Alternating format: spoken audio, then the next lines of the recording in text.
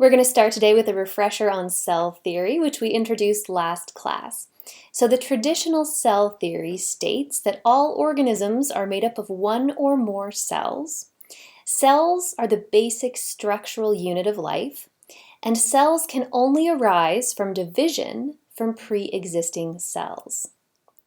The modern cell theory adds a few more details to the traditional cell theory. It also adds that cells contain hereditary information, which is passed on from cell to cell during cell division.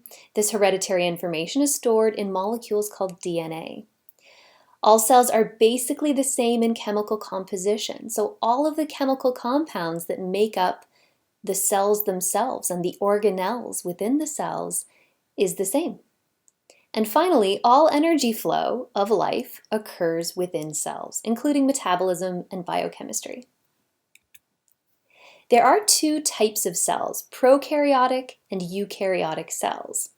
The earliest types of life on Earth were just prokaryotic cells because they are the most simple type of cell. A prokaryotic cell has no nucleus, no true nucleus on the inside of that cell, and it lacks most organelles. The genetic material in a prokaryotic cell is freely floating in the cytoplasm, whereas a eukaryotic cell, like our cells, contain a true nucleus, and inside that nucleus, that's where all of our genetic material gets housed. It also contains a bunch of different organelles. Each organelle has a specific task to do within the cell.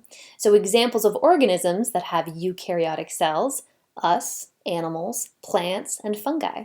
An example of an organism that is a prokaryotic cell would be bacteria. These cells do have some common features, but eukaryotic cells are more complex, with many specialized organelles that are used for dividing up the labor. So let's look at eukaryotic cells. By the way, people didn't really know about the contents of a cell until fairly recently in human history, and that's because it took the invention of the microscope. Specifically, the electron microscope, which, instead of using visible light to see things that are very small, uses a beam of electrons, which allows us to detect things that are much, much smaller than anything that could be detected using visible light.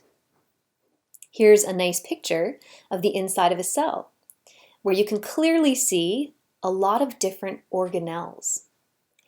So a transmission electron microscope is the tool used to detect things like organelles inside cells. Electron-sensitive detectors will actually detect a beam of electrons passing through a sample and hitting a detector screen. They then turn this into a pattern of light and dark spots, which we can interpret, because again, we can't see electron beams with our eyes. All cells have to have at least 4 specialized parts. The first thing they have to have is a cell membrane. So they have to have a layer of lipids are fats, that enclose the entire contents of the cell. Both prokaryotic and eukaryotic cells have to have this cell structure. Cytoplasm. Inside a cell, there has to be a sort of fluid called cytoplasm where all of the important chemical reactions occur. A cell has to have genetic information. Otherwise, how is it going to build the proteins it needs? How is it going to replicate its DNA? Prokaryotic and eukaryotic cells both have to have this. And finally, both types of cells have to have something called ribosomes. Ribosomes are really important for translating instructions from the DNA for building all of the important proteins in your cell. Of course, eukaryotic cells have much greater division of labor because they're subdivided. All the tasks they have to do, all the chemical reactions required for life are subdivided between all of these different specialized organelles. So eukaryotic cells belong in organisms that are much more complex than prokaryotic cells.